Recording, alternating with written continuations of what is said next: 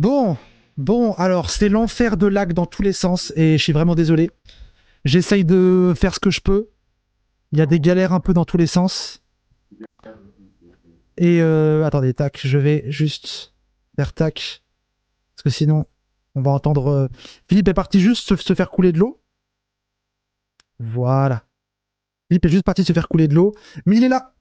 Il est là, on arrive. J'ai pris genre 10 minutes au lieu de 5. Pardon, désolé, j'ai menti. Mais c'est que mon PC est en PLS et je suis en train de réfléchir à trouver des moyens pour le soulager. J'ai peut-être quelques idées, mais rien de... Bref. Rien de fou, quoi. Peut-être une idée pour le soulager au niveau de température. Alors, attendez, tac. C'est honteux. Oui, je sais, pardon, pardon, pardon. Je pensais que mon PC tiendrait. Bah, visiblement, non. Parce que j'avais fait des tests pour voir si le PC tiendrait. Mais en fait, l'erreur que j'ai faite, c'est que j'ai fait des tests sur un quart d'heure et du coup, ça marchait très bien. Mais là, au bout de 3 heures, il commence à en avoir... Il commence à en avoir plein le cul. Donc, ouais, ça marche à moitié. Mais je bricole un truc là. Normalement, ça devrait aider. Si je fais ça. Ah ah. Si je fais ça. Que je le branche ici. Normalement, je devrais me générer un afflux d'air qui va refroidir le PC. Ça va être incroyable. Ça va être incroyable dans 3, 2, 1. Hop. Et normalement, j'ai un afflux d'air. Voilà. Les lags étaient gérables. Ah là, je vous assure que Philippe m'a envoyé plein de liens. J'ai ouvert 10 onglets Firefox. Les lags étaient plus gérables. Moi, je l'entendais plus. C'était l'enfer. 3, 2, 1, bonne année. Non, non, c'est pas ça. Non, c'est pas ça. Par contre, c'est bon anniversaire. Bon anniversaire à moi. Ouais. Voilà. Donc voilà. Donc ouais, Philippe est parti se chercher un truc. J'ai un souci avec Zoé qui va peut-être pas pouvoir venir. Et Modem, est-ce que t'es encore là? Et Modem, est-ce que tu m'entends? Et Modem, es-tu là? Allô, Emodem, est-ce que tu veux venir remplacer Zoé pour parler de santé et d'alimentation? Emodem, au secours. Emodem, à l'aide. Bonne anniv, merci, merci, merci. Je crois qu'Emodem est parti. Et j'étais pas à tous appeler Emodem, qui voulait venir, qui râlait de pas être invité. Bah, elle est invitée, là. De 14h à 16h. Emodem. Emodem. Je vais lui envoyer un message, ce sera peut-être plus efficace que juste hurler sur un live où elle est sûrement partie faire autre chose. Je vais lui envoyer un message. Tac, tac, tac. Alors... Tac, tac, tac. Emodem, où es-tu? Emodem, où es-tu? Ça, c'est Drapi, ça, c'est pas du... Elle est où, Emodem? Là. Je vais écrire en majuscule pour qu'elle me voie. Emodem!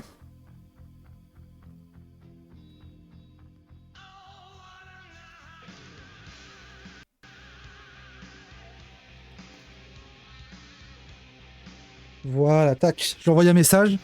Et sinon, bah, elle est partie, j'imagine, hein. Tant pis, hein. Tant pis, tant pis, tant pis. Tant pis. Bah écoutez, je lui envoie un message Twitter. Si elle le voit, tant mieux. Sinon, on trouvera bien quelque chose à faire, vous inquiétez pas. Au pire, on débordera un peu avec Philippe, on trouvera quelque chose, y a pas de souci. Ah, Philippe, tu es revenu, tu es là normalement. Tac. On te voit et on t'entend normalement. Allô, Philippe? Ah, attends. Est-ce que... Ah non, je suis bête, c'est moi qui m'étais mute sur Discord, my bad, my bad. Oui, normalement, on t'entend, tout va bien. On entend Philippe. Ouais, c'est vrai. Incroyable, ouais. Attendez, du coup, j'ai plus le modo connecté, là, c'est terrible, ils sont tous partis, mes modos. Les gens, ils chouinent en mode, oui, mets-moi modo, je dis ok, après, ils s'en vont. Oh, vraiment, tout pour le badge, mais ils veulent jamais travailler, hein. C'est terrible. C'est terrible. C'est terrible. Bah attendez, okay. Je vais m'en occuper moi-même, du coup je vais le travail de modération moi-même. Live anniversaire marathon. 13h, 14h avec Philippe. Non, avec Hats. Ah, il reste moi. Ah bah Olive, est-ce que tu peux t'occuper de changer le titre du stream avec un slash title et de rajouter 13h, 14h avec Philippe et le sujet du jour, s'il te plaît. Non. Ah bah super. C'est-à-dire que les modos, non mais vous vous rendez compte, les modos, soit ils se barrent, soit quand je leur demande de faire des trucs, ils me disent non. C'est une dinguerie. Vraiment, mais après on se demande, oui, pourquoi tu mets pas de modo? Bah mais ça sert à rien. Merci Camoulox pour le sub. C'est une dinguerie, vraiment. Ça, c'est mes potes, ça. Ça, c'est vraiment mes potes. Et bah, tant pis, il y aura pas le titre du live qui sera mis à jour. Tant pis. La commande point d'exclamation guest, je l'ai mise à jour pendant ma pause depuis mon téléphone. Donc, normalement, ça, c'est bon. Attendez, si je fais un test, point d'exclamation guest. Oui, de masculinité adolescente. Du coup, je suis basé sur ce que tu m'avais dit par Discord, c'était plus ça. Ouais, bah je vais essayer enfin, on va expliquer tout ça. On va voir où ça va nous emmener, quoi. Ok, ok. Mais, mais voilà, on verra. Bah, tu me dis quand tu veux que je présente un peu mon truc Je t'en prie, et vas-y, fais-toi plaisir. bah déjà bonjour tout le monde. Ça fait un petit bout de temps que j'avais pas stream moi de mon côté. Donc moi je m'appelle Philippe. Je travaille au sein d'un collectif qui s'appelle MAP, quoi. Qui est un collectif anti-validiste et antiraciste et intersectionnel. On travaille vraiment sur l'intersectionnalité. Donc mon camarade Qu'est-ce que t'en dis a tenu la barre là ces derniers temps avec des invités du côté du champ des sciences humaines. Et moi j'ai proposé une série de streams autour des contes. Et à partir de la semaine prochaine, on va pouvoir revenir autour de nos programmes habituels, notamment du dimanche matin, une émission anti-validiste où je voudrais notamment qu'on parle de la loi de fin de vie, faire revenir Odile, inviter Elisa Roras pour que on puisse exprimer le point de vue anti-validiste sur cette question-là, qui a été caricaturé comme étant une espèce de point de vue catho qu'il est absolument pas, quoi. Et pour celles qui voudraient aller plus loin sur ces questions-là, n'hésitez pas. Celui qui porte fortement cette question en ce moment, et je tiens devant tout le monde à le remercier fortement, c'est Léo. Léo, il porte vraiment, il a Oui. compris vraiment les enjeux de ce qui se passait au niveau de ce projet de loi, en fait, et de pourquoi la gauche s'est complètement fourvoyée sur cette question. Et j'espère que nous, de notre côté, on va pouvoir travailler sur... Salut Couscous. Que nous, de notre côté, on va pouvoir travailler sur une série de capsules courtes autour de cette question-là.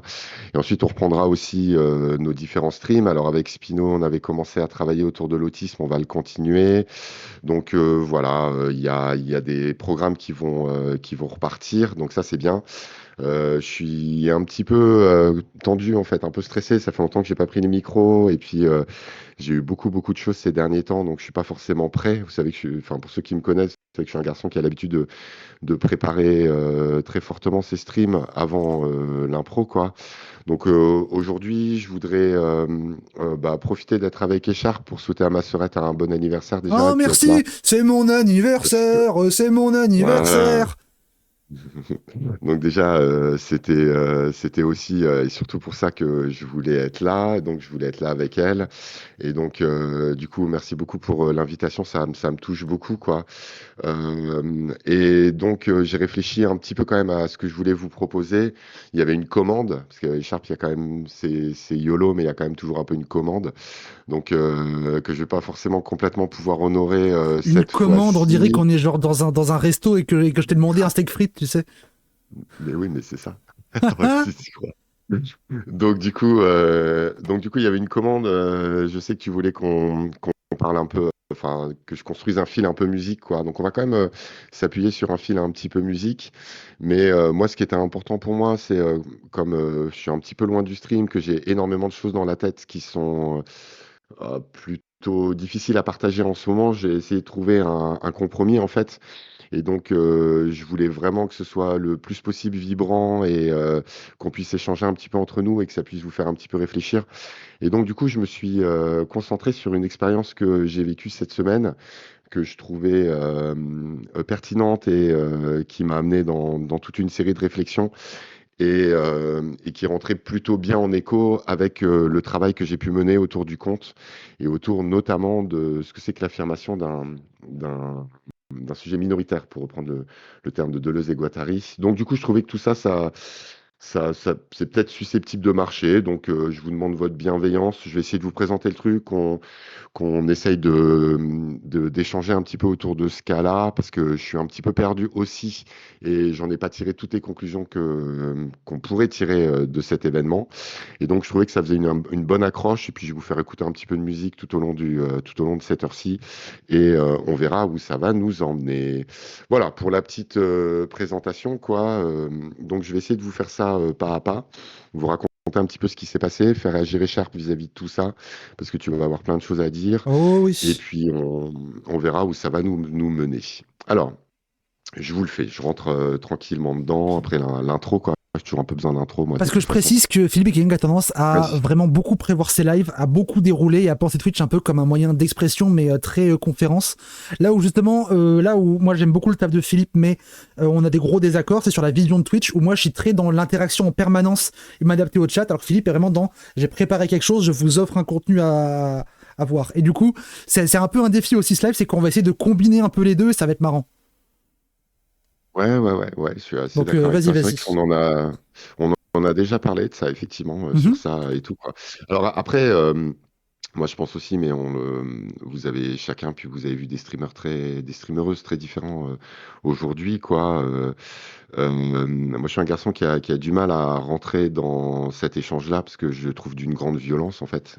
Ok. Qu'en revanche, cette violence-là peut se transformer je sais pas, quand même quelque chose comme de l'ordre de la communion. Salut camarade. De l'ordre de Ouais. la communion, et qui a possibilité à un moment où non, c'est pas une rediff, camarade, t'es en Mais qui live. fait des On est rediffs en sur live. Twitch? Enfin, ça n'existe plus depuis Ouais, 2015. c'est clair. Ouais, non, on fait bien, on Bienvenue à fait toi, cependant, mais c'est une rediff. Non, à moins que ce soit un bien. mème que j'ai pas, le c'est une rediff. Oh, du coup, j'ai envie d'écrire rediff en haut pour troller. Ouais, clairement. Ça va de toute façon. Le roi du troll, quoi. Vas-y, vas-y, Donc, du vas-y. coup, moi, je pense qu'il y a quelque chose d'un peu, je vais utiliser un terme un peu problématique, mais de quelque chose d'un peu religieux dans le stream. C'est-à-dire qu'il s'agit de Mhm. construire l'ensemble des conditions qui permet un décollement, quoi. C'est pour ça que je stream longtemps aussi, pour arriver à ce petit moment de décollement où il y a à la fois une petite communion et où il y a une vraie parole libre qui sort, quoi. Et souvent, ça prend un peu de temps, donc c'est vrai que pour moi, c'est trop court, 1 heure, quoi. Mais bon, c'est pas grave, on va y aller et on va essayer de voir dans... T'es con. Et donc, on va essayer de voir dans quel sens ça va un petit peu partir, quoi. Ok. Euh, Mais du coup, donc, tu veux nous parler de quoi? Parce que allons-y. moi j'avoue, Alors, même moi, j'ai pas tout à fait compris. ouais, mais personne n'a compris, moi non plus. Alors, donc, je vais vous Ah, raconter un peu parfait! je vais raconter un petit peu cette expérience de cette semaine, et puis vous montrer à partir de cette expérience quels sont les fils qui me semblent intéressants à tirer. Alors, cette semaine, donc il se trouve que j'ai dû reprendre un boulot, quoi, parce que c'était trop difficile. Donc, je travaille Mhm. dans un collège. Cette semaine, les élèves de cinquième étaient le dispositif est hyper intéressant et hyper important. Et en même temps, il va vous heurter, à mon avis, tous. Mais il faut qu'on aille au bout de ça pour voir ce qu'on a à tirer de ça. Et ça va être le sujet, ce que j'ai envie d'échanger avec vous aujourd'hui, en fait. Ok.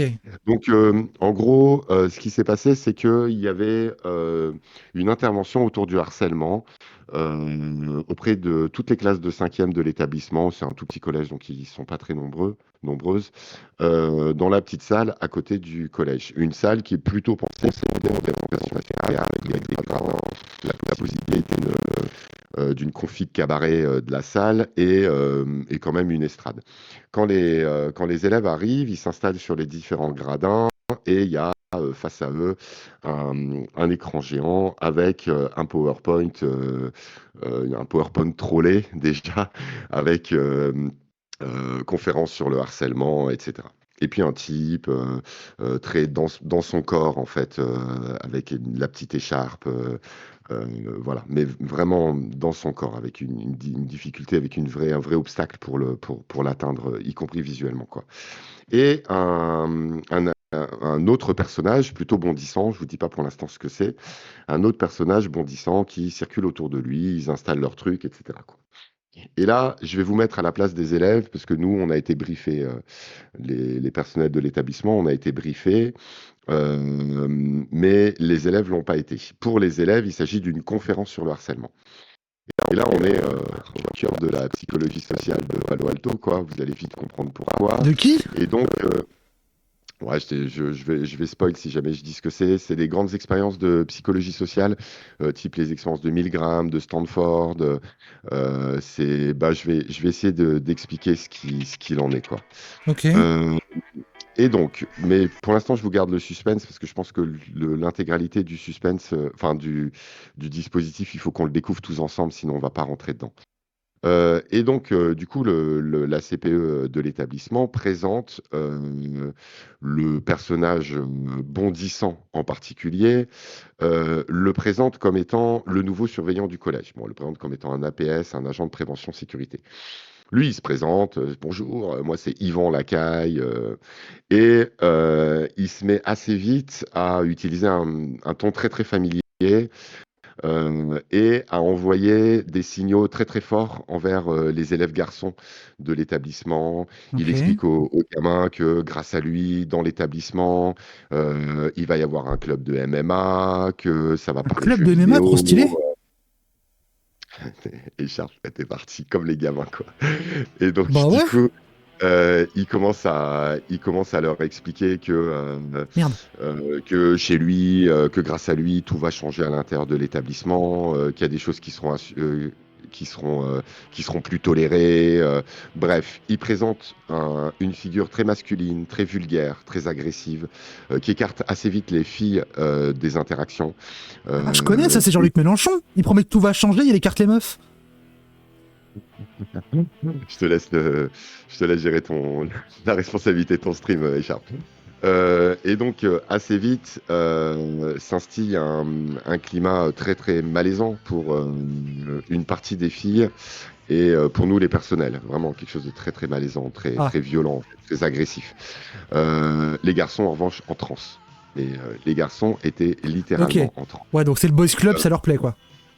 Il les fait monter, il les fait très peu redescendre, il débride la parole assez régulièrement, ça fuse dans tous les sens, etc. Et là, il explique ce qu'il en est. Il dit, bon, comme je vais m'installer dans l'établissement, je suis content de vous le présenter comme ça sans vous dire ce qu'il en est, mais je pense que vous avez tous compris un petit peu Moi, j'ai qu'on rien est face à compris, un hein, je suis bête. dispositif, quoi. Ok, continuons. Et donc, il présente le conférencier. Et il le présente comme étant un garçon avec lequel il a fait son collège. Ils étaient ensemble en quatrième et ce garçon est devenu universitaire et il propose dans les établissements une conférence autour du harcèlement qu'on va écouter tous ensemble. Le type, et là on entend derrière les coulisses des choses tomber, et première réaction un peu incapacité comment dire, de maîtrise de ses émotions de la part du Yvan, quoi, qui se met à gueuler, un petit mot un petit peu familier, un peu vulgaire. Ah, t'as encore fait tomber un truc. Bref, l'autre arrive tout penaud, il s'installe derrière la table, le micro Ok. marche pas, l'autre dit t'as pas mis les piles, etc. Donc vraiment quelque chose de très hostile qui s'installe entre le conférencier Bah, le et micro marche pas, t'as pas mis les piles sur des trucs où moi je me reconnais là-dedans, c'est mon genre aussi, très exactement, bien. Jusque-là, je suis. exactement. Et donc assez vite, quelque chose de très, ouais, de très agressif en fait envers ce conférencier, qui met en place sa conférence. Conférence imbitable, absolument insupportable, c'est-à-dire absolument inaccessible pour des élèves de cinquième, quoi.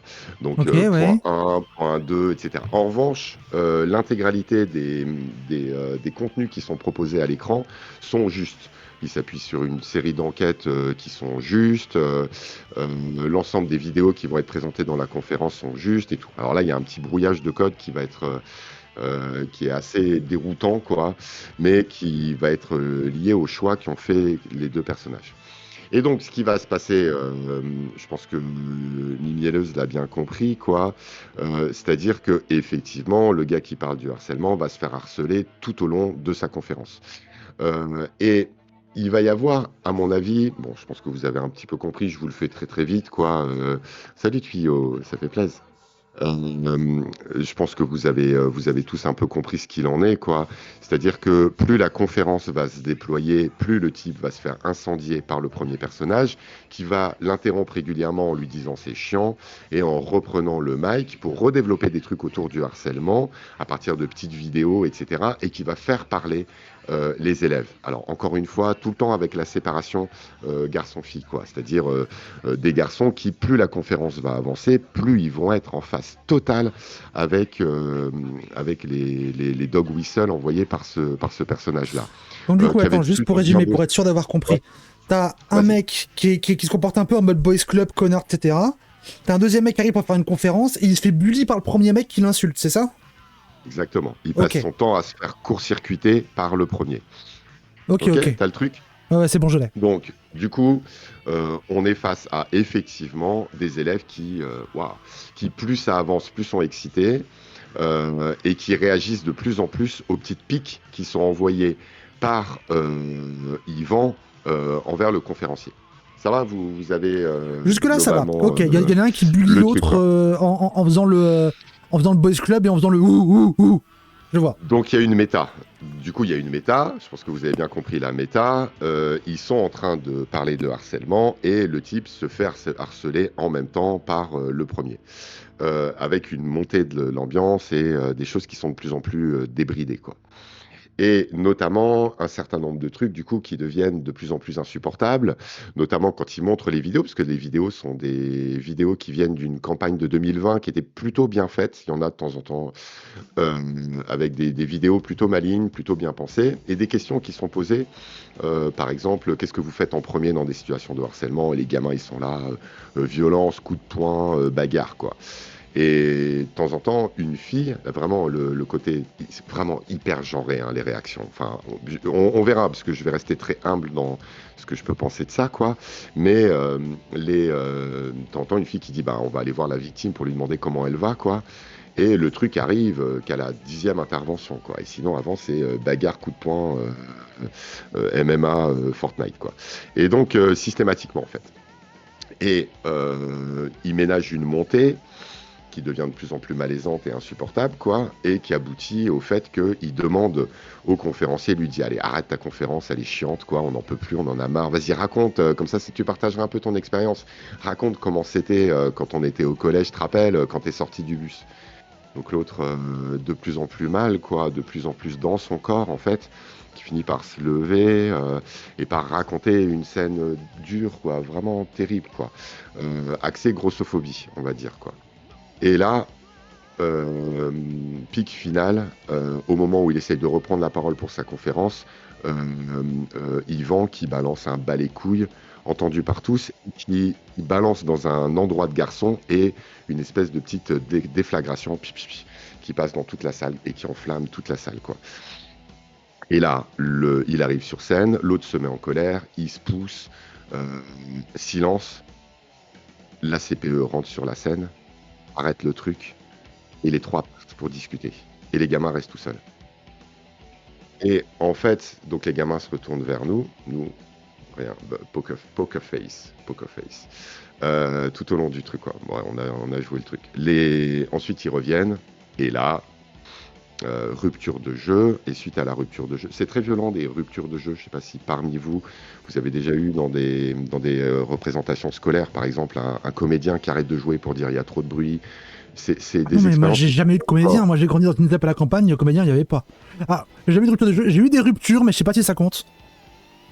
Mais ça, bah, après, il y a des acteurs qui jouent sur ça. Il y a des acteurs qui sont. Serrault, par exemple, c'est une merveille sur ça. Serrault, il est capable de jouer et assez régulièrement de faire flotter son personnage jusqu'à ce que le spectateur se demande s'il a oublié son texte, s'il a, etc. Et il le met dans cette situation qui est vraiment un peu entre les deux, quoi. La question de la méta, pour celles qui seraient intéressées, euh, dans les années 1830, il y a une troupe de théâtre. Je fais un petit. Oh, ça me permet de descendre un peu. Dans les années 1830, il y a une troupe de théâtre qui arrive à. Ouais, t'as raison.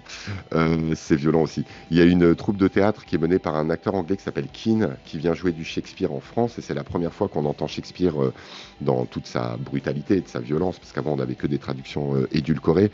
Et Keane va mourir. Frédéric Lemaître, qui est le grand acteur du théâtre de boulevard de l'époque, va aller voir Alexandre Dumas et va lui demander de lui raconter Keane.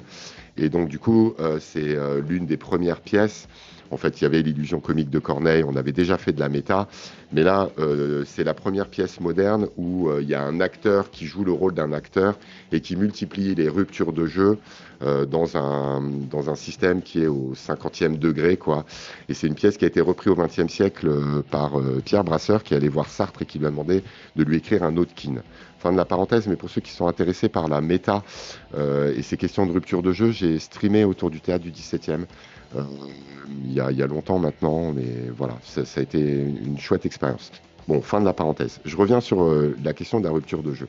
La rupture de jeu, c'est une expérience métaphysique, en fait, au sens propre. C'est-à-dire qu'il y a deux univers qui sont ontologiquement séparés, qui se retrouvent coexister à un moment. Et elles coexistent dans notre corps, en fait. C'est ça qu'il faut voir, quoi. Et donc, c'est très angoissant comme expérience. Il y a une empathie violente pour l'acteur qui, par exemple, a oublié son rôle sur scène, ou alors une grande violence sur l'acteur qui sort de son rôle pour dire « taisez-vous, j'en peux plus », etc. Ah, Bon, attends, juste, ça veut dire quoi, ils coexistent dans nos corps? bah, ça veut dire que c'est pas quelque chose, quand un acteur se retourne vers toi pour te parler, et donc sort de son rôle, tu trembles.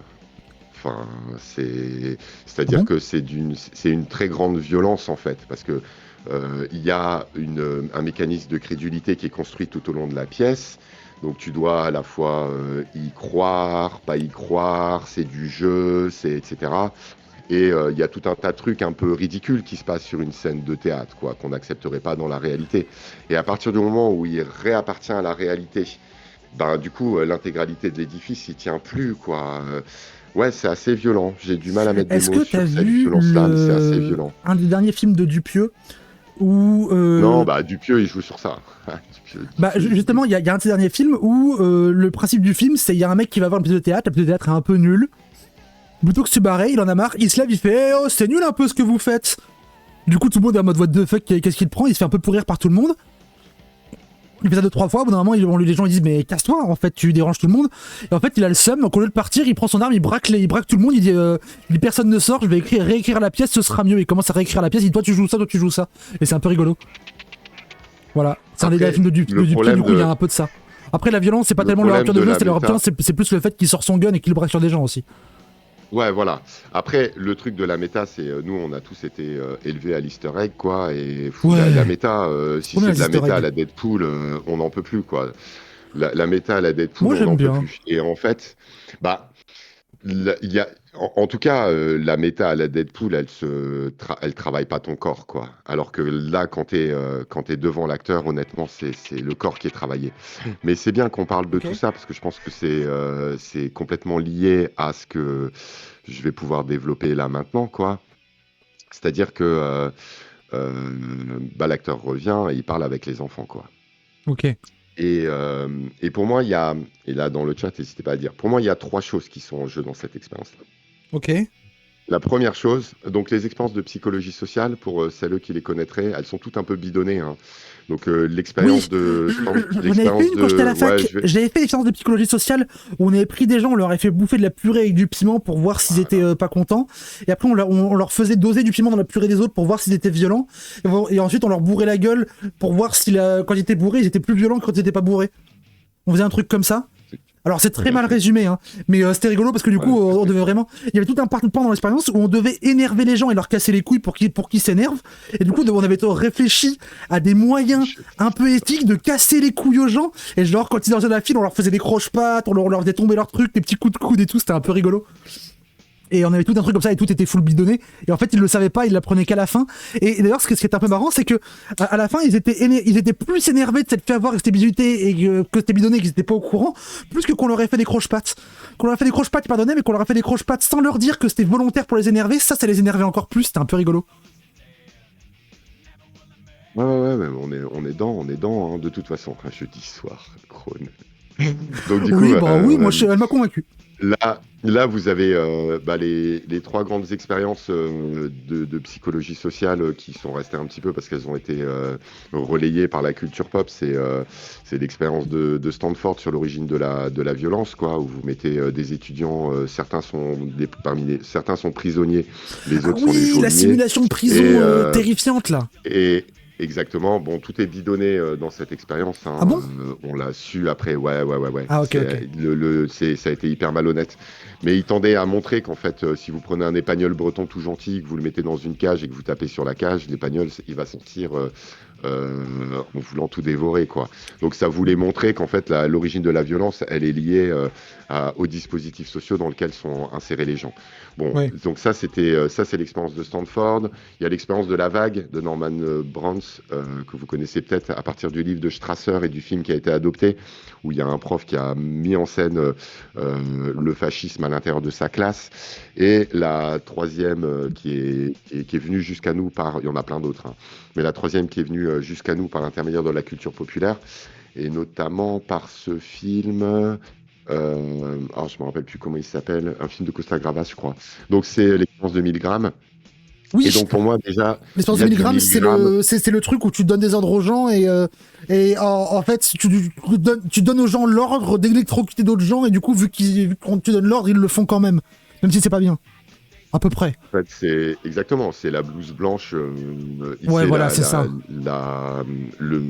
comment ça s'appelle, le crédit que tu donnes à celui qui a la blouse blanche, le bloc-notes Oui, et c'est le ça, sens de Féruven. l'univers. Il l'avait reproduite à la télé à l'époque. C'était Avec terrifiant les aussi. électrocutions. Pourquoi on montre Donc, que les trucs de psychologie sociale qui sont terrifiants alors que moi, avec ma purée et mes croche-pattes, c'était rigolo? ouais, mais go, vas-y. Voilà, il faut qu'on ait on, on veut des streams psychologie sociale, quoi. Donc, donc en gros, ce que montre effectivement l'expérience de 1000 grammes, c'est que 90% des participants à l'expérience vont tous finir par électrocuter le pauvre acteur qui est de l'autre côté de la glace sans teint, quoi. Et donc, moi, à mon avis, il y a dans l'expérience que je viens de vous raconter, puisqu'on est vraiment face à ce type de dispositif-là, on a un premier niveau qui est que le Yvon a été présenté par la CPE comme étant le nouveau surveillant à l'intérieur de l'établissement. Ah, j'avais pas compris, je croyais que c'était un autre conférencier. Ah ouais! Et donc, à partir du moment où il est présenté par une figure d'autorité reconnue par l'établissement comme étant le futur surveillant, il y a quand même une rupture de crédulité qui est présente, quoi. Donc, en gros, les gamins, ils sont Ouais, piégés. Il faut pas ouais, oublier. Et ok. c'est assez violent. Donc, pour moi, c'est le premier niveau de l'expérience à laquelle j'ai assisté, c'est ça. Il y a un deuxième niveau. C'est effectivement toute la phase harcèlement. Je trouve que c'était le moins bien fait. Mais Ouais. toute la phase Moi, harcèlement, elle de est ce que tu m'as dit, intéressante. j'ai déjà une critique politique à faire, mais je vais attendre un peu. Peut-être fini. Ouais, de toute façon, on est là pour en parler et tout. De toute Ouais, façon, on parle ouais, que de ça pendant cette heure-ci. Je trouve que c'est intéressant, non? Je sais pas, ça vaut le ouais, coup de ouais, parler de ça? vas-y, je suis chaud. Ok. Parler de harcèlement. Donc, du coup, au niveau du harcèlement, ce qu'il faut savoir, c'est qu'après, j'ai discuté avec les comédiens. Il y a plusieurs conclusions que eux ils tirent en fait. La première conclusion qu'ils tirent, c'est que la première version du spectacle, parce que vous avez compris que c'était une troupe de comédiens, que c'était un spectacle, hein, la première version du spectacle, ils l'avaient fait avec une femme conférencière. Ils ont Ouais. arrêté de le faire parce que, en revanche, d'abord le comédien disait qu'il en pouvait plus de jouer la masculinité sexiste, quoi. Vraiment pour lui c'était dur, quoi. Est-ce qu'on veut bien le croire? Et donc, et surtout, là, les gamins, ils arrêtaient l'expérience assez vite. C'est-à-dire que là, les nanas, elles se levaient, elles disaient, vous lui parlez pas comme ça, monsieur. C'est Ok. une femme, vous lui parlez pas comme ça. Ok? Premier truc à remarquer. Ça, c'est Deuxième intéressant, truc, ça. quelque chose. Le harcèlement est Ouais. plus toléré quand c'est entre hommes que c'est des hommes vers les femmes. Écoute, il nous a expliqué qu'au début ça passait hyper bien et que qu'ils arrivaient à aller jusqu'au bout du spectacle et que progressivement, effectivement, les remarques sexistes étaient plus tolérées par les filles, mais pas par les garçons. On Ah, va il y a une revenir sur évolution. ça. Ah, Donc intéressant, ça. là, les femmes, elles se levaient, elles disaient, Monsieur, on ne sait pas qui vous êtes, mais vous lui parlez plus comme ça, quoi. Du coup, ils ont changé et ils sont allés du côté de la grossophobie. Et du coup, du côté d'un conférencier et d'un acteur qui sont masculins. Donc ça c'est important. Donc Mhm. là, eux, ils sont très très surpris par progressivement. Après, on est d'accord, hein, on fait pas de la science là, hein, on est entre nous, on est là juste pour essayer de tirer un certain nombre de conclusions de ce que j'ai pu vivre cette semaine, hein. On n'est pas là pour, voilà, hein, si vous lisez l'enquête Virage, vous lisez les enquêtes de la Civis, vous lisez, etc. Ça ressemble à de la science là, on n'est pas là-dedans là. Mais en revanche, c'est toujours bon de le poser sur la table. Pour eux, il y a de plus en plus de références à la violence du côté des garçons, au corps, à une certaine physicalité. Donc ça va être important. Et vous allez avoir... Attends, bon, on va dire. Hop, et tu prends le fil qui est en bas. Voilà. Et donc du coup, et il y a quelque chose du côté de pour les comédiens, il y a de moins en moins d'empathie. C'est-à-dire que au tout début, les gamins ils disaient on va aller voir la victime et tout, et ça c'est terminé quoi. Ça parle violence physique, ça parle de etc. Donc pour eux, il y Ok, a quand même intéressant. Il y a une sorte il y a quand d'ensauvagement, même pour reprendre le terme de l'extrême quelque droite. chose comme ça, pour reprendre des termes de droite. Quelque chose comme ça. Mais on va essayer d'avancer un petit peu plus loin sur cette idée-là. Pour moi, donc là, il y a ces questions-là, puis les conclusions que tirent les comédiens sur les problématiques liées au harcèlement. Il y a un truc qui est sûr, c'est que les garçons, parce que ça, il leur a posé la question, il leur dit, alors, dans le triangle qu'on a mis en place là, victime, témoin, harceleur, vous êtes où? Bah, on est témoin, monsieur. Non, non, non, non, vous n'êtes pas témoin. Vous n'êtes pas témoin. Et ça, les enfants, ils voulaient pas l'entendre, ça. Parce qu'il faut bien savoir qu'on leur parle de harcèlement depuis l'école primaire, quoi. Là, on les a mis dans une situation, et qu'on le veuille ou non, qu'ils aient été piégés ou non, qu'ils aient, etc., ils ont clairement hurlé avec le loup. Donc, alors, après, moi, et c'est ça qui m'a le plus intéressé, et là, je veux qu'on se regarde tous là dans les yeux et qu'on ait bien, qu'on réfléchisse bien à cette question-là. On parle d'enfants de 12-13 ans. Moi, j'en ai parlé après avec ma fille et tout, etc. Il y a indéniablement un attrait fou de ce type de figure-là, très masculine, très vulgaire, très agressive, euh, très exclusive envers les femmes, très parlant de MMA, parlant de flingue, référence à des vidéos TikTok, référence à Fortnite, etc. Il y a un attrait fou de ces figures-là pour nos garçons de 12-13 ans. Voilà. Ça, je sais pas comment on peut le tourner et tout ça, etc. Mais dans tous les cas, moi, ça, je l'ai vécu dans mon corps pour de bon. C'est-à-dire, il y a eu quelque chose comme un... Ouah, ils étaient dingues de surveillants et ils me l'ont reconfirmé après, quoi. Et là, c'est ce que dit Penguin, quoi. Et je pense qu'il faut qu'on y aille et qu'on aille jusque-là sur la différence, en fait, des sociabilisations entre jeunes filles et entre garçons. Donc ça, c'est plus surtout une discussion que j'ai eue avec ma fille. D'après ce que j'ai cru comprendre, pareil, hein, il faut lire l'enquête d'Isabelle Claire qui s'appelle Sexualité à adolescence, qui est une très grande enquête, mais sur lequel elle rentre assez peu sur les socialisations par réseaux sociaux et l'utilisation différenciée des réseaux sociaux par les jeunes filles et les jeunes garçons. Ce que je veux dire, c'est que du côté des filles, j'ai l'impression qu'on est face à des groupes WhatsApp des groupes WhatsApp 2, 5, 10, plusieurs groupes WhatsApp, et donc des filles qui, et ma fille me l'a avoué, elle parle beaucoup de drama sur Internet, elle parle de vidéos lifestyle, d'ongles, de maquillage, de K-pop, etc. Mais elles en parlent dans des espaces qui sont clos et qui sont en différé vis-à-vis de leurs sources de discussion. C'est-à-dire qu'elles regardent les vidéos YouTube chacune de leur côté, et elles échangent après sur des espaces WhatsApp qui sont plutôt fermés. Les filles ne sont pas sur Discord. Ma fille ne connaît pas Discord, par exemple. Les garçons, moi j'en ai parlé plutôt avec les garçons, ils sont sur Discord. Les garçons, ils jouent à des jeux vidéo ensemble. Ils se donnent des rendez-vous pour qu'ils soient ensemble sur les chats de certains streamers. Et il y a un truc que je trouve très très différent dans la consommation d'Internet par les filles et par les garçons, c'est que les garçons, eux, ils ont accès aux sources qu'ils partagent ensemble, dans le même mouvement. Et ils doivent envoyer des gages de virilité. Alors ça n'a pas changé, hein. Depuis 30 ans, hein, Écharpe, on le sait, nous, hein, le garçon doit envoyer des gages de virilité pour pas être traité de PD. La fille doit envoyer des gages d'appartenance à son groupe, à son copain, à son père, pour pas être traité de pute. Désolé, hein, c'est vulgaire, hein, mais je pense qu'on est... Et on est attentif, et Isabelle Bah, Claire développe énormément de ça ce dans que son tu dis, propos, c'est la non-réciprocité des deux figures. Il n'y a pas réciprocité de la figure de, de, la, de la pute et du PD. Je reprends, désolé hein, pour la violence du vocabulaire. Mais de quoi on parle. Voilà. Donc, Fortnite et Avalanche, tu fais bien de signaler pour Fortnite. Fortnite, c'est un jeu vidéo avec une communauté encore relativement jeune, où il y a une emphase qui est mise particulièrement sur le seul contre tous et la compétitivité en général. Ça peut être un vecteur de domination. Moi, j'irai plus loin, Avalanche. Je pense qu'il y a une très très grande cohérence dans l'ensemble des expériences qu'ont nos jeunes garçons vis-à-vis d'Internet. Elles sont très cohérentes. Ça veut dire qu'ils partagent des valeurs masculines qui sont de l'ordre de la domination, d'une certaine agressivité, etc. Et là maintenant, je vais aller un petit peu plus loin. Si on rajoute dans l'équation la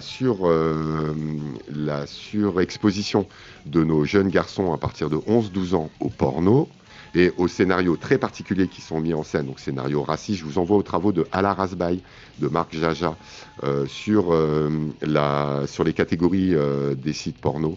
Il a fait un travail absolument génial, qui avait quand même défriché un peu Rokhaya Diallo il y a une dizaine d'années. Donc allez voir tout ça, c'est assez intéressant. Et donc imaginez-vous qu'on a des gamins de 12 ans, sur lesquels qu'on met face à des vidéos dans lequel il y a une certaine domination masculine qui est mise en scène, domination masculine et raciste qui est mise en scène, d'un côté. De l'autre côté, ces garçons-là sont dans des cercles masculinistes. Alors, on va y aller, on peut aller jusque-là. En tout cas, partagent des valeurs masculinistes au sein d'une consommation de produits vidéoludiques et d'espaces de réseau qui partagent ensemble. Et maintenant, vous mettez tout ça et vous rajoutez l'expérience traditionnelle des relations de genre à l'intérieur d'un collège. C'est-à-dire la réalité. La réalité, c'est quoi? C'est la différence de puberté. Un garçon en 6e, 5e, il est tout petit. Il fait 1m12, il n'a pas encore fait sa puberté. Les filles sont grandes, elles sont inaccessibles, elles sont dans leur délire et elles les méprisent. Vous voyez? Donc ça, c'est hyper... Basez la les filles, bravo. Méprisez les garçons, bravo. Donc, ouais, mais bien sûr. Mais après, les garçons, ils grandissent. Donc, en gros, il y a une convergence des pubertés à partir de la fin de 5e, début de 4e. Convergence de puberté qui entraîne des socialisations de groupe, des mécanismes de harcèlement de groupe, de bouc émissaire, etc., qui vont être liés à ça. Et là, vous allez avoir deux parcours de garçons. Vous allez avoir des garçons qui vont avoir accès aux filles. Je le prends au sens à la discussion, à l'intégration dans des groupes dans lesquels il y a des filles, et donc une socialisation mixte possible. Et donc eux, pour certains d'entre eux, ils vont pouvoir être sauvés. Et pour certains d'entre eux, et moi je l'ai dans le cadre, au collège, j'ai construit un club webtoon qui est drama, où je travaille sur les masculinités avec les gamins. C'est hyper chouette ce qu'on fait, je pense, vraiment. Et donc un club là, de en revanche... webtoon, trop stylé. Ouais. Et là, en revanche, c'est des garçons qui ont été éduqués par les filles. Et les filles me l'ont dit. Ouais, mais nous, nos garçons, on les a éduqués. Elles sont drôles, mes filles de 3e. Et donc là, eux, ils sont super, ces garçons-là. Il n'y a pas de problème. Maintenant, en parallèle de ça, vous allez avoir des garçons qui vont continuer à être exclus tout au long du collège de la socialisation mixte et qui, en parallèle, vont continuer à évoluer dans des espaces de partage de valeurs masculinistes. Et là, vous allez avoir une disjonction qui doit être, et d'injonctions contradictoires qui doit être assez difficile. Donc là, on a la création des incels version 2025, qui sont pas les mêmes que ceux version 2000. Et à mon avis, on a quelque chose qui est d'une disjonction et d'un grand écart très fort qui va aboutir, je suis désolé, à la création d'êtres violents. Enfin, vous voyez, et donc une grande inquiétude de ma part, en fait. C'est-à-dire que non, on n'est clairement pas dans une phase positive où on est en train d'éduquer des garçons, Et on est plutôt dans un repli réactionnaire masculiniste très très fort. Et je conclurai par ça, histoire de bien vous... Quand vous parlez maintenant avec les mêmes garçons sur qu'est-ce qu'ils ont envie de faire plus tard, ce qu'il faut savoir... juste Philippe, je te dis, on peut tirer jusqu'à 14h30, il n'y a pas de souci. Ouais, T'inquiète. Mais à la limite, si tu veux, est-ce que je conclue? J'en ai pour 2 minutes, je veux bien conclure, après je te laisse là complètement, désolé, mais vas-y. j'avais besoin de... Mais je te dis que tu peux prendre ton temps, tu peux prendre plus de 2 minutes si tu veux, pas de souci. Ok. Désolé, tu m'as dit que j'étais en conférence, c'est pas assez, mais je suis désolé, j'avais besoin de mettre tout en place. Ouais, mais t'inquiète, t'as fait ton tunnel et ensuite je vais pouvoir clôturer. Ouais, après je te laisse, je vais avoir besoin de souffler, Et dernier point, si vous, j'ai une classe de 3e de 23 élèves. Sur les 23 élèves, donc c'est ruralité blanche très pauvre. Mais des parents qui travaillent, qui sont manutentionnaires, il y a encore des usines en fait. Contrairement à ce que pensent certains, il y a encore des ouvriers en France. Bref, donc ouvriers dans des secteurs de construction de matériel agricole. Et donc ils sont manutentionnaires, etc. Les parents de mes élèves. ou petits artisans ou travaillant en intérim dans l'ensemble des prestataires de services liés à Manitou, Toyota, qui sont les boîtes qui sont là où je travaille. Mais en même temps, on est dans de la ruralité et des grands-parents qui ont pu être agriculteurs. C'est pour vous mettre dans l'ambiance CSP du truc, quoi. Donc de la ruralité blanche, ok. Cette ruralité blanche hyper raciste, hein, vous imaginez bien, hélas. Et donc, cette ruralité blanche, vous avez mes élèves de troisième. Sur 23 élèves de troisième, il y en a 17 qui proposent un dossier en bac pro et en CAP, Ouais. dont certains qui ont 15 de moyenne en français, quoi. Et Oui, donc, donc c'est quand pas vous du leur Henri posez la IV, quoi. question, ça veut dire non seulement, mais surtout, contrairement à ma première vie de prof il y a 15 ans, on n'est face aucune résistance des parents vis-à-vis de l'orientation en bac pro, à l'inverse. C'est-à-dire que moi, il y a 15 ans, il y avait des parents qui disaient ouais, vous voulez les mettre dans une voie de garage, moi, mon gamin, il va aller en bac général et tout. Non, les gamins, on est post-gilet jaune, les parents, ils ont compris que c'était bac plus 3 maintenant, qu'il n'y avait plus de BTS, plus d'IUT en France, quoi, de moins en moins, Ouais. que leur gamin, il valait mieux qu'ils aient un boulot assez vite, qu'ils se protègent, etc. Ok.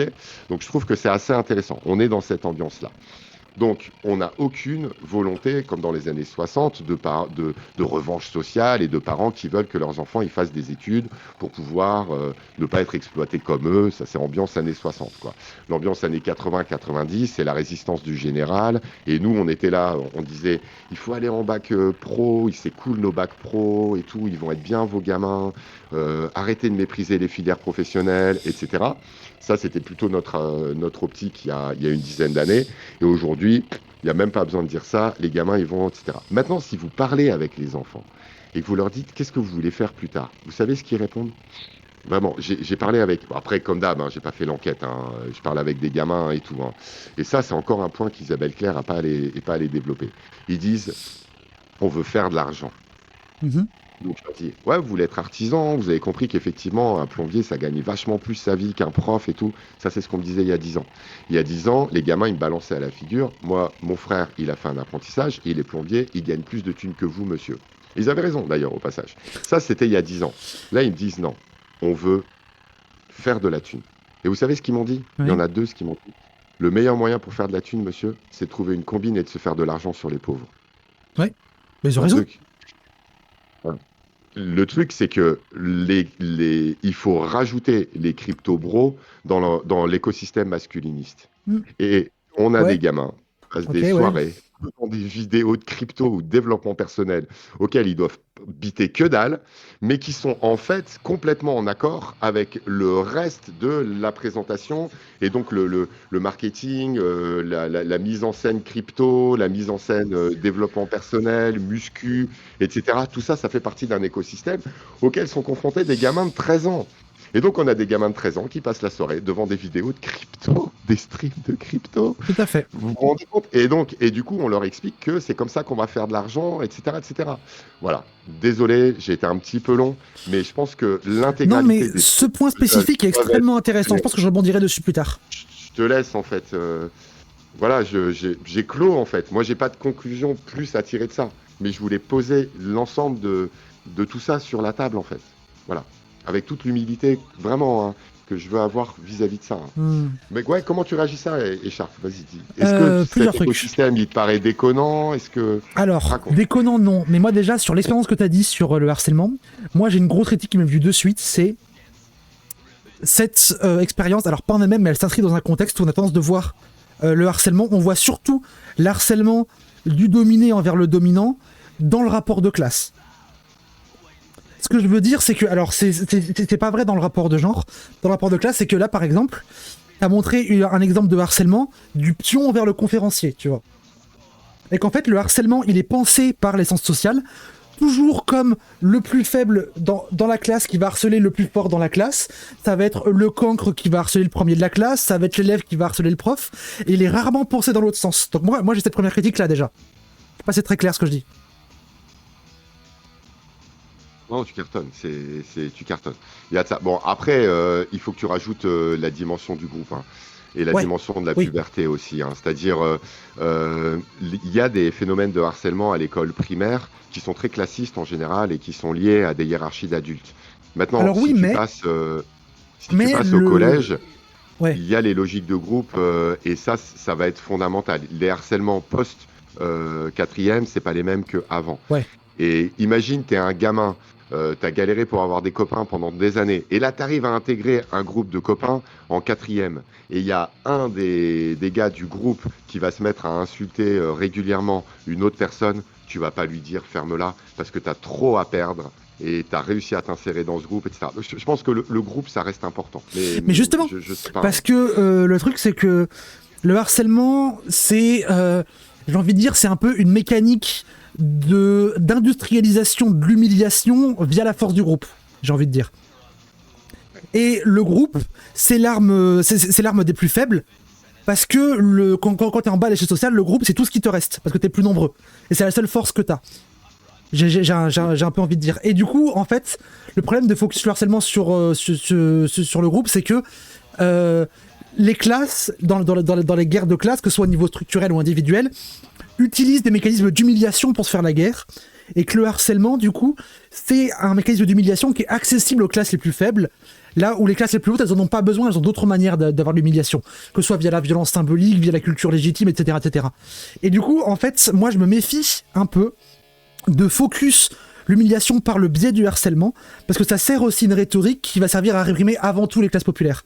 Ça veut pas dire que le harcèlement c'est bien, absolument pas. Je veux dire que le focus là-dessus, comme on en entend beaucoup par exemple sur internet, on entend beaucoup dire oui le harcèlement c'est le mal d'internet, etc., etc. Moi j'ai toujours, alors je suis d'accord, mais j'ai toujours une petite pastille de méfiance de attention. Le harcèlement c'est aussi la seule arme qui est accessible aux plus faibles, donc du coup dans la manière de le réprimer, attention à ce que ça ne sert pas à réprimer que ceux qui n'ont pas les moyens de faire en sorte de passer entre les mailles du filet. Tu vois ce que je veux dire ? Est-ce que je peux rebondir sur ça? Vas-y. J'ai vu une vidéo, moi, que j'ai trouvé magnifique. C'est une interview d'Édouard Louis qui est passée sur Mediapart il y a 2 semaines. Vraiment, regardez-la. Ok. Et Édouard Louis, il rappelle quelque chose, en fait. Notamment, il revient sur la mort de son frère, 38 ans, son frère misogyne, agresseur, vraiment un sale type, quoi. Et il essaye d'expliquer quelque chose, c'est le tout ce qui reste. Et moi, c'est ce qui me fait peur avec les gamins. Oui. C'est qu'en fait, il va se passer quoi? Ce qui va se passer dans tout ce que j'ai raconté, c'est qu'en fait, ils vont pas se faire de l'argent sur les pauvres, Non. ils vont pas se faire de l'argent sur Non. de la crypto. Mes gamins du collège au fin fond de la ruralité industrielle française, ils se feront pas de l'argent comme ça. Donc ce qui va se passer, c'est qu'en fait, la disjonction entre la réalité qu'ils vivent, là en l'occurrence l'inaccessibilité des femmes pour eux, ou des jeunes filles, etc., l'inaccessibilité à l'argent, l'inaccessibilité à, etc., et de l'autre côté, la distorsion avec un discours où on leur dit qu'ils sont les dominants, qu'ils sont les masculins, que le monde leur doit, etc. Donc tous ces gens-là, ça va rethéoriser de la misère sexuelle, quoi, de toute façon à balle. Et ce qui va se passer, c'est que dans quelques années, ils auront vraiment pas grand-chose. Ils seront dans des boulots de merde, ils seront hyper dominés, ils seront méprisés, ils vont assez vite le comprendre. Et ils vont garder, en fait, tout ce discours comme quoi c'est les dominants et c'est les... etc.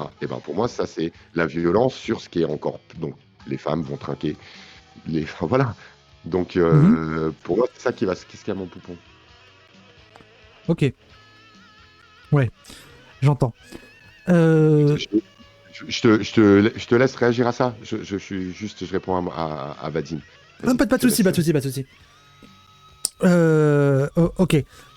Moi, en fait, le truc où j'ai du mal, en fait, je suis très mal exprimé, je me rends compte, parce que c'est pas encore très clair comment, mais je sens que j'ai une méfiance, parce que, en fait, le harcèlement, c'est extrêmement large. Et je pense pas que quiconque en ait jamais fait. Je pense que ça n'existe pas. Et du coup, comme c'est un truc qui est très large et très représenté, il y a une manière de lutter contre qui va favoriser la répression d'un groupe social ou d'un autre. Et j'ai peur de comment est-ce que, notamment l'éducation nationale, va se réapproprier la lutte contre le harcèlement pour en faire des choses avec lesquelles je ne serais pas en accord politiquement. Pour réprimer le harcèlement de ceux qui parlent trop fort, de ceux qui... comment dire ? Bah tiens, par exemple, petite digression. Je sais que moi, j'étais une grosse harceleuse sur Internet, sur les forums à l'époque. C'est l'ambiance forum. Et sur les forums World of Warcraft où on poussait les gens à rage quit, à supprimer leur compte, etc. Truc de merde, quoi. J'en suis pas particulièrement fier. Mais la technique qu'on avait développée, c'est vraiment une technique technique de merde, c'est d'essayer d'énerver les gens le plus possible pour les pousser à la faute et que eux se fassent ban. du forum, parce que eux, ils auront dépassé la ligne rouge de l'insulte ou de la menace ou des trucs comme ça. Bah ça, typiquement, c'est une instrumentalisation de la lutte contre le harcèlement que nous on faisait pour forcer les gens qui avaient moins de capital culturel, justement, de comment ça marchait les forums et moins de vocabulaire, etc., à se faire ban avant nous. Et en fait, on utilisait la lutte contre le harcèlement minimal qui était sur le forum pour faire du harcèlement envers des gens. Et j'ai peur que ça se reproduise dans l'éducation nationale, en fait. Ah ouais, t'as raison. Et c'est ça l'angoisse un peu que j'ai avec le truc de lutter contre le harcèlement.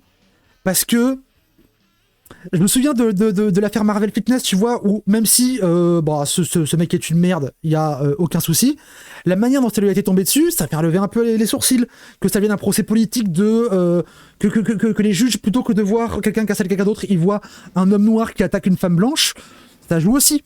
Ça veut pas dire qu'il est innocent, absolument pas. Mais le fait que le mec il prenne de la prison ferme avec mandat de dépôt pour du harcèlement, tu te dis, il y a un truc étrange là. Le mec il a pris plus de prison que Sarkozy. Il y a un truc pas clair, il y a autre chose qui s'est joué derrière. Il y a un. Et en fait, moi ce qui m'inquiète dans la lutte contre le harcèlement, c'est la récupération politique qu'il y a. Voilà, ça c'est le premier truc sur lequel j'ai envie de réagir. Oui, mais dans tous les cas. Moi, ce que j'essaye de pointer là, je pense que le harcèlement, c'est un phénomène qui est un peu multiple. Ouais. Il faudrait rentrer dedans. Il y a plusieurs façons en fait de l'appréhender. Si vous prenez, en fait, je vais essayer je vais repartir de la loi. Donc la loi, c'est la 522.3 sur le harcèlement à l'intérieur du travail. Si vous regardez la loi sur le harcèlement, donc elle est plutôt intéressante, notamment sur le fait qu'elle s'appuie effectivement sur la répétition, mais elle va distinguer et en même temps dire que dans les deux cas, il y a du harcèlement. Soit c'est une personne plusieurs fois contre une autre personne, soit c'est plusieurs personnes une fois contre une personne. Si tu arrives à caractériser ça, il peut y avoir du harcèlement. Et ce qui est intéressant, c'est le préalable de la loi. Dans le préambule dans le préalable de la loi, il y a l'idée que un système RH, un système de management ne peut pas être considéré comme étant du harcèlement. Et donc, du coup, la loi dit, vous ne pouvez mettre derrière la barre que des individus. Donc, déjà, Oui. pour moi, il y a un truc qui est hyper important. C'est qu'un des grands points aveugles du harcèlement, c'est le systémique. C'est-à-dire qu'il y a quelque chose dans l'école, et notamment dans le fait de mettre ces gamins en randonnion derrière des tables sans qu'ils puissent bouger. Dans le monde du travail, le fait qu'on ait créé ces chaînes-là, c'est le Happy Management Google, c'est avant tout des chaînes où l'autre doit attendre que vous ayez fini votre boulot pour pouvoir avancer, donc chacun surveille les uns les autres, et donc ça crée Mais ça des c'est tensions, logique, etc. parce que si tu Pour moi, c'est commences à comme une pouvoir... télé-réalité en fait. C'est comme une télé-réalité, c'est-à-dire que tu crées Oui. les conditions qui nécessairement vont créer une augmentation de violence et une explosion. Et ça, c'est le point aveugle, c'est-à-dire que les conditions qui vont rendre possible les harcèlements ne peuvent pas être pensées dans le cadre de la loi. Pareil pour l'école. Oui, parce que le truc, c'est que si on met dans la loi que le harcèlement peut être systémique, t'inquiète que t'as la moitié de la France qui porte plainte contre la CAF. Oui. Et du coup, ça va être compliqué. Bah ouais, non, mais je dis pas que c'est pas compliqué ou pas. Je dis juste que le point aveugle de toute législation ou de tout truc, etc., c'est déjà le systémique, quoi. Ouais. Ce qui me paraît un peu important. Ouais. Et du coup, aujourd'hui, il y a une espèce de mise en avant, en fait, de certaines figures. Et notamment, je vous renvoie au succès de la catégorie de perversion narcissique. Et c'est un succès qui est ambigu, en fait, cette catégorie-là. D'abord, ça permet de discréditer, enfin, ça permet de remettre dans le flou le systémique en remettant en avant et en disant que du harcèlement ou de la violence, c'est des individus, en fait, donc c'est incarné. En même temps, il ne faut pas oublier, et là je vous renvoie aux travaux de Marc Joly qui sont très intéressants, qu'il y a eu un moment, il y a eu des émissions, des trucs à la con, là, mais nous on est fans de ça, Richard, c'est les trucs, ça commence, les trucs un peu de sociaux, là, les nouveaux avatars des Mireille Dumas, machin, là, où là on va avoir des dames dans les années 2010 qui vont arriver et qui vont parler de leur rapport d'emprise avec leur conjoint. Le concept de Racamier, psychanalyste, repris par Éric Goyem, sociologue, de perversion narcissique, va arriver sur les plateaux télévision, et on a des femmes qui vont ouvrir les portes des associations pour dire, vous voyez là, moi c'est ce que je vis chez moi. Donc, cette catégorie de perversion narcissique, elle n'est pas à jeter, parce qu'elle a permis à un certain nombre de femmes qui ne s'en rendaient pas compte euh, de pouvoir mettre un mot sur ce qu'elles étaient en train de vivre. Mais, du coup, ce type de catégorie-là, il a une double, c'est que premièrement, les modalités de harcèlement se retrouvent incarnées et du coup, on oublie le systémique. Et de l'autre côté, ça permet de révéler un certain nombre de situations comme étant des situations de harcèlement. Donc la question du harcèlement, elle est assez complexe en fait. Elle est assez complexe et le retour à l'individu, au responsable, elle est ambiguë, quoi. Voilà, c'était juste pour amener ça. Mais maintenant, Écharpe, tu réagis comment à l'idée du masculinisme pour toi?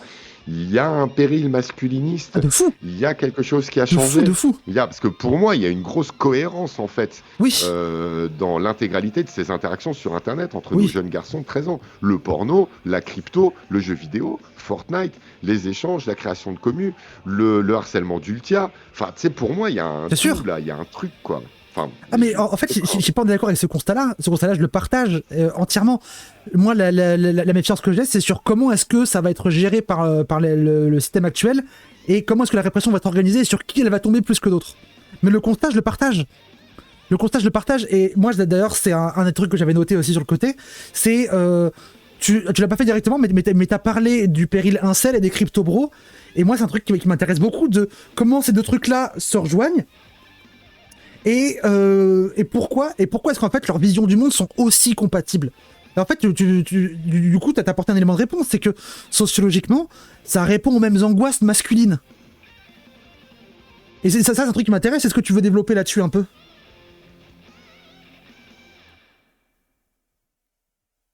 oui, c'est-à-dire que en fait, il y a ouais, moi je veux bien développer sur ça. En fait, il faut pas oublier qu'il y a eu MeToo quand même. Ça Oui. compte quand même. MeToo aussi a Euh, radicalisé le masculinisme, j'ai l'impression. voilà. C'est-à-dire que, en gros, et c'est assez complexe en fait.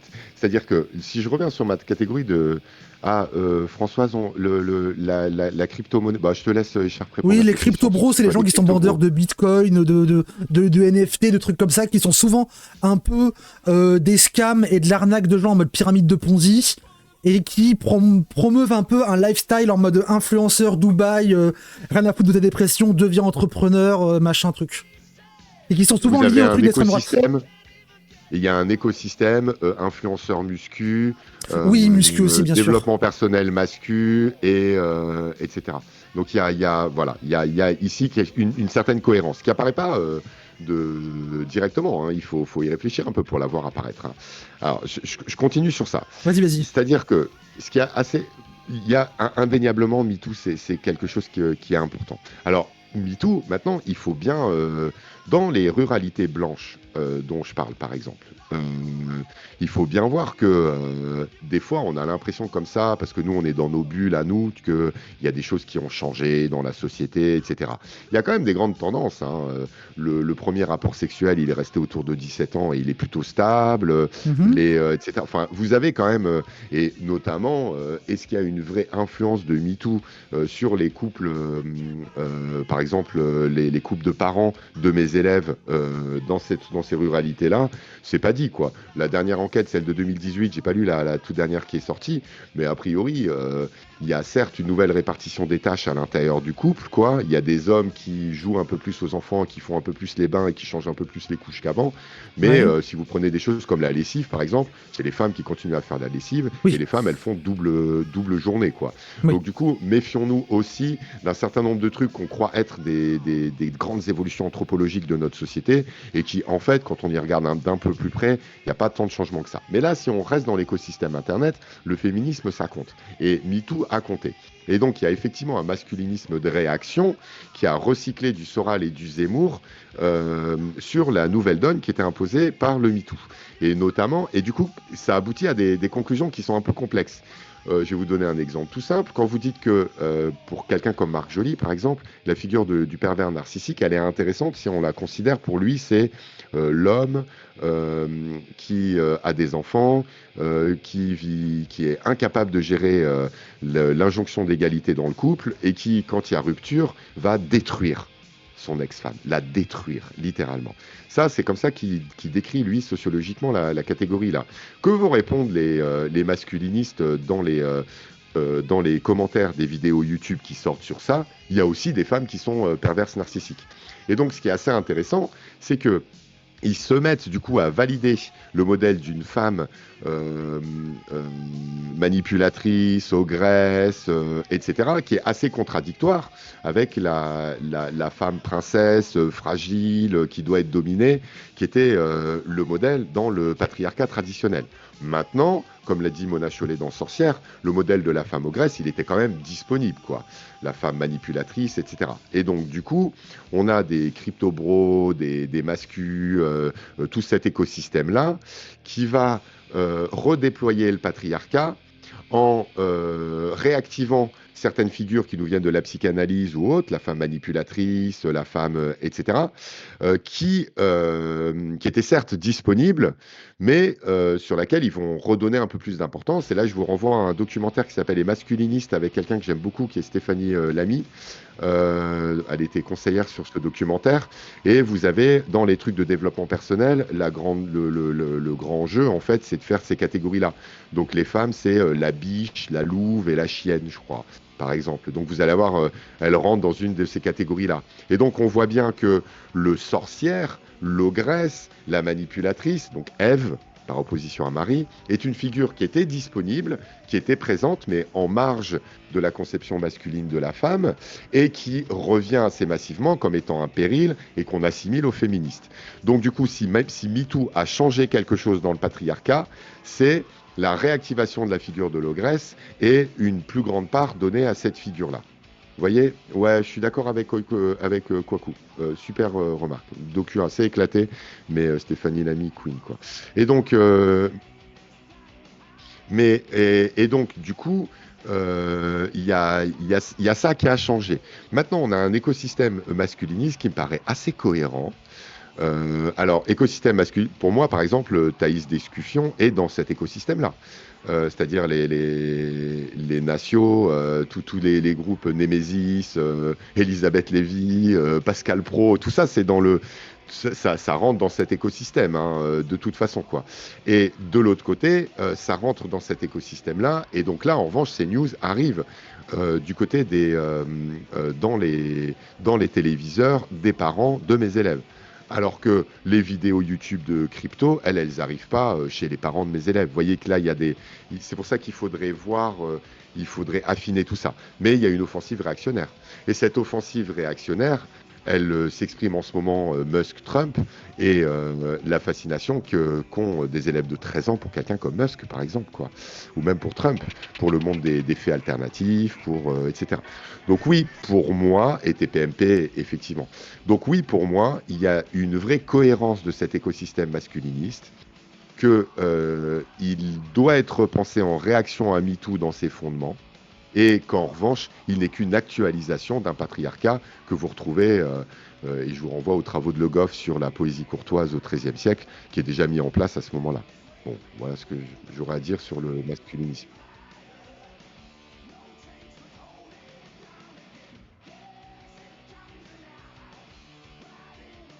C'est ce que je dis, hein.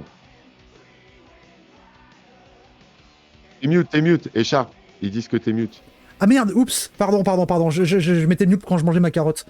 Je disais Tramadoli donc disait, je vis dans une ruralité blanche, j'ai vu aucune évolution post-MeToo, une radicalisation des hommes plutôt. Et moi je suis d'accord, mais est-ce que c'est parce que c'est la ruralité? Est-ce que c'est parce que c'est la ruralité blanche? Est-ce que c'est parce que c'est une forme, parce que c'est le prolétariat? Et en fait, je sais pas d'où ça vient exactement. Mais on peut dire, en fait, le réactionnariat masculiniste, qui est un phénomène de réseau, quoi, qui peut être mis en écho avec, par exemple, au début des années 2000, Soral et les premiers livres de Zemmour, etc. En gros, pour moi, c'est des phénomènes un peu différents. Dans la ruralité blanche, on n'avait sans doute pas lu Soral. C'était un phénomène qui avait l'air d'être plutôt urbain, quoi. Ouais. En revanche, vous allez avoir c'est le réactionnariat, le caractère réactionnaire masculiniste du moment, va assez largement infuser sur CNews, TPMP, etc. Et donc va finir par arriver quand même sur les téléviseurs de la ruralité blanche par ce biais-là. Et il y a une cohérence entre CNews et le discours d'un développeur, d'un influenceur muscu. Vous voyez, donc du coup, il faudrait maintenant faire une vraie enquête, parce que là on parle au doigt mouillé, pour voir ce qui a changé dans les Ouais. ruralités blanches et comment évolue en fait le masculinisme dans ces différents espaces de diffusion, comment ces différents espaces de diffusion sont en écho les uns avec les autres, et comment on arrive jusqu'au bout à la présence parmi des élèves et des parents d'une nouvelle donne du point de vue du patriarcat, mais qui en fait qui est qu'une réaffirmation du patriarcat qui était déjà disponible, quoi. L'ogresse est une figure disponible depuis longtemps, la princesse est une figure disponible depuis longtemps, la mère est une figure disponible depuis longtemps, etc. Hmm. Donc Bah, ça change depuis pas trop à longtemps, ce mais il y a niveau-là, quand même quoi. des évolutions à travers le temps. Il y a alors, ça n'a pas disparu ou quoi, mais ça s'affine et ça change en fonction des périodes quand même. C'est pas des figures qui sont totalement figées. Ouais, non, non, non, bien sûr, il y a Je des... pense par mais il faut exemple regarder un peu à plus finement, quoi, bien sûr. la figure de la salope. Ça serait classiste de penser ça, d'ailleurs, Ouais, mais même que ça serait au-delà de la question de figé. classe, c'est que les figures elles évoluent avec le temps. Je pense à la figure de la salope, par exemple.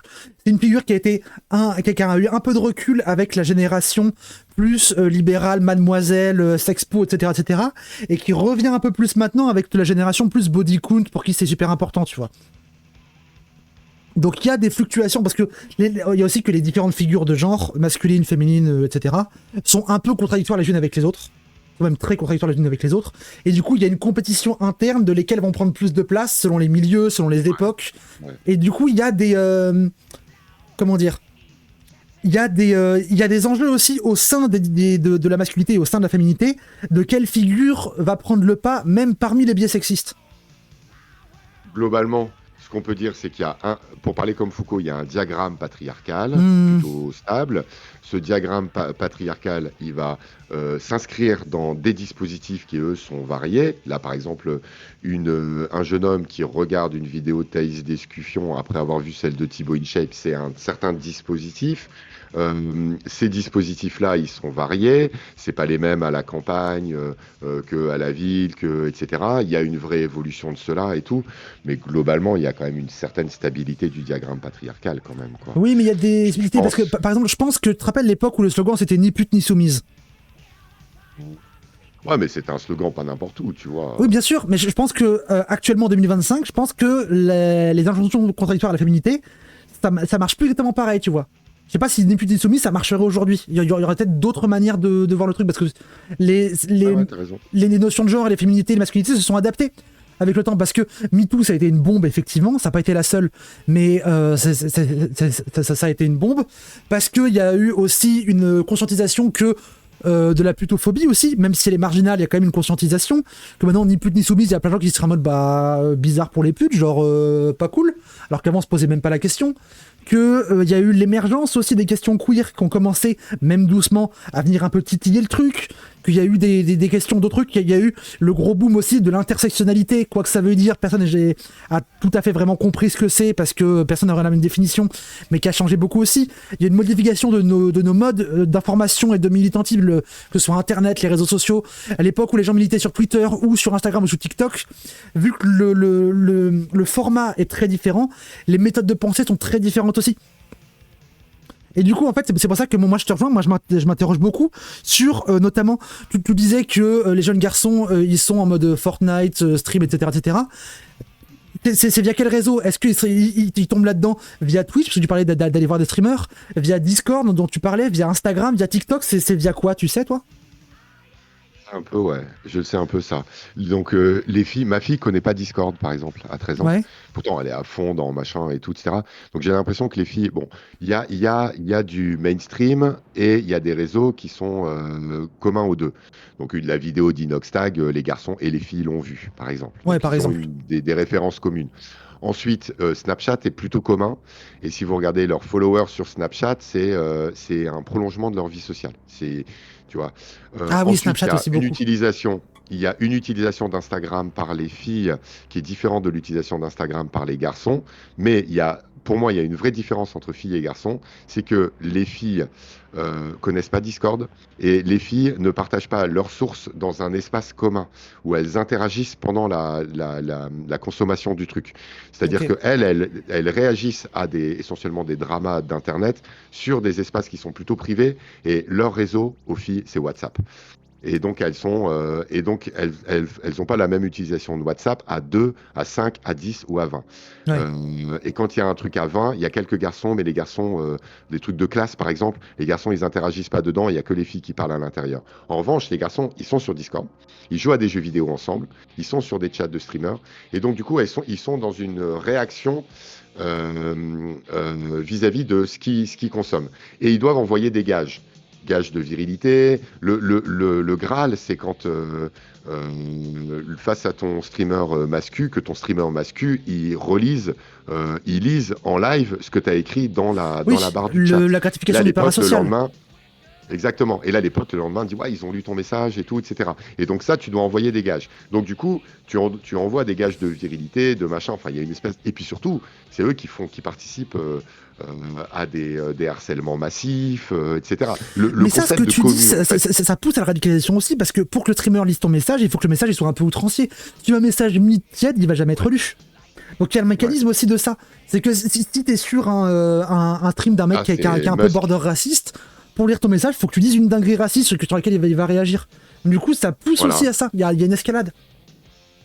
Et moi, et je finirai sur ça, il va falloir. Et moi, la question que je pose, tu vois, Echarpe, c'est une vraie question qui est complexe. C'est que, oublions pas quelque chose qui me paraît très très important par rapport à notre époque, où nous garçons, au tout début des années 90, moi je suis un peu plus vieux que toi,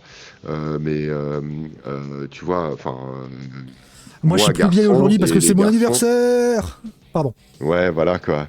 Mais moi, garçon, par exemple, on a, vous le savez bien, c'est les catalogues La Redoute et les premières masturbations sur les pages lingerie d'un Oui, catalogue La je vois. Redoute. Là, à ce niveau-là, le porno, c'est différent. Je pense qu'il y a vraiment un truc qui joue. Je Ah dis ouais. pas que c'est bien ou pas bien, je dis juste que c'est différent. Et je pense qu'il y a quand même des choses qui sont différentes. Et puis, on n'avait pas ce truc avec les communes, tout ça, etc. Et je pense juste que la disjonction entre l'ensemble de représentations dans lequel baignent les garçons, le rapport de force et la façon dont on les flatte dans ces espaces-là, incel, et la réalité, il y a vraiment un gap qui va aboutir à des théorisations de misère sexuelle par des mascus sur des réseaux, quoi. Hmm. Et là, à mon avis, c'est là que c'est dangereux, quoi. Parce que là, vous mettez, il y a des garçons, et là, on revient sur ce que tu dis, euh, ouais, c'est la fabrique de la violence, en fait. Et moi, ça me terrifie. On n'est pas dans une bonne. Dans une... On est loin du éduquer vos garçons, en fait. Voilà. Le grand échec de l'après-midi, c'est qu'on est loin du éduquer vos garçons. Et moi, Oui. Mais c'était pas le but non ça plus, me fait parce peur. que en fait, MeToo, le gros problème qu'il y a eu, c'est que c'était un truc très spontané qui s'est fait d'un coup, qui a pas été pensé en amont, tu vois. Du coup, c'était une libération de la Ouais. parole, un truc très organique. C'est ce qui fait aussi que ça a marché. C'est que c'était très organique, très viscéral, et que tout le monde se pouvait reconnaître dedans. C'est vraiment genre MeToo, moi aussi, et il y avait rien de plus derrière au départ. Après, ça s'est un peu structuré, alors un peu. Hein. Il y a eu des discours qui sont réapparus de la notion de consentement, etc. Mais au début, c'était juste genre j'ai vécu ça, c'est une dinguerie, et c'est tout. Et du coup, c'est ce qui a permis que ça te répande un peu partout. Ça appelle la streameuse une MILF. Ah ouais, plus que l'âge moyen des jeunes mamans, Euh, donc c'est officiellement une daronne. Let's go, daronnisé. Donc, voilà. Bah, moi, je vais vous laisser. Je vais devoir y Bah ouais, aller il et est tout. 14h30 là. Mais je voulais partager ça avec vous. Bon, j'avais prévu plein de choses pour aujourd'hui, mais on vous refera ça plus tard, quoi. Ouais. Mais je voulais Et même sur partager ce ça avec sujet-là, il y vous avait d'autres trucs qu'on n'a pas abordés que et j'aimerais bien aborder un surtout, jour. ouais, on le fera. Et surtout, quelque chose qu'on n'a pas abordé, sur lequel on est en train de travailler avec le collectif Une Seule École et les associations Andy. C'est une grande journée. On voudrait faire un événement au mois d'avril sur l'adultisme. Parce qu'on parle, on a défini un certain nombre de paradigmes de domination, mais on oublie la question de l'adultisme. Et donc, là, je t'avais donné, écoutez ensemble, là, quand je parle, écoutez Teenage Riot de Sonic Youth, quoi.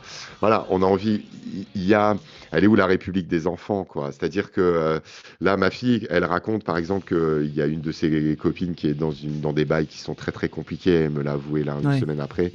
Et ben, les enfants entre eux ont discuté et ont réfléchi à quel adulte on va aller le dire. À quel adulte on peut faire confiance?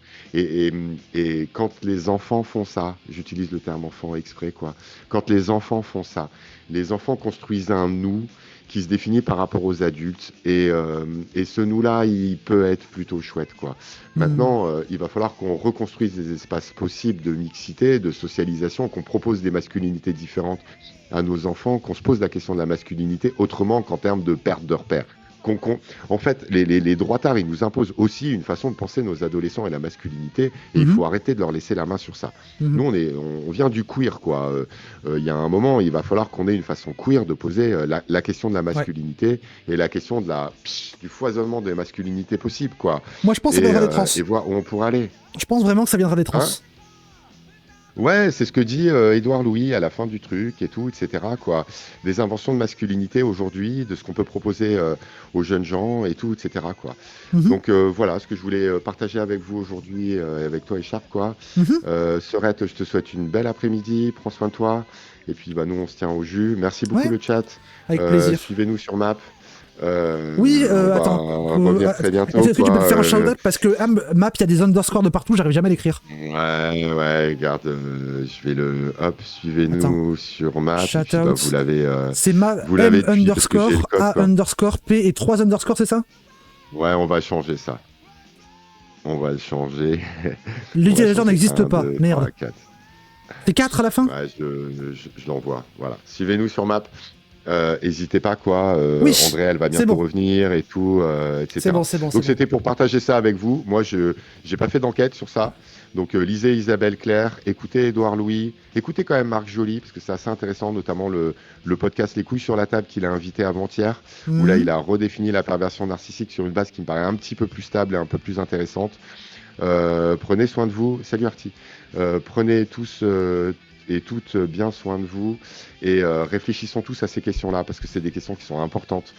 Quelle masculinité on veut proposer à nos enfants pour qu'on ne nous parle pas de misère sexuelle encore dans 3 à 5 ans et qu'on puisse fighter du féminicide, de la violence et que nos jeunes filles elles puissent ne pas être exclues des rires des garçons, quoi. Parce Moi, que j'ai une dernière question à et laquelle là tu vas je pouvoir ne pas renvoie répondre et te déconnecter là-dessus, je pense. Ça veut dire quoi déjà, map le pendu?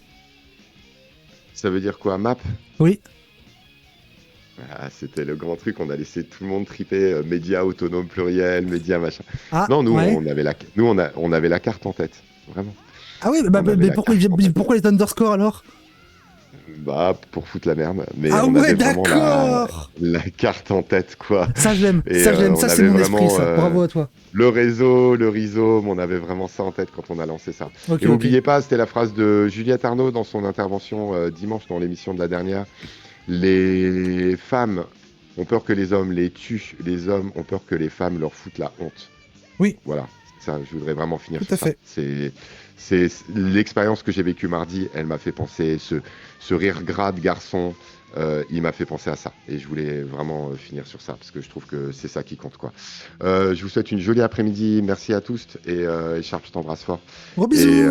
à très vite sur nos ondes, le mercredi en fin Oui. d'après-midi et le dimanche matin chez nous. Voilà, voilà. Bye bye tout le monde. Merci Echarp. Bisous. À vite. Ciao, ciao. Vas-y. Je me déco ici, hein. Oui, D'accord, je pars de là. t'inquiète. T'inquiète, Je te laisse t'inquiète. le mic. Allez, bye bye tout le monde. Merci. Bye. Merci à tous. Bon.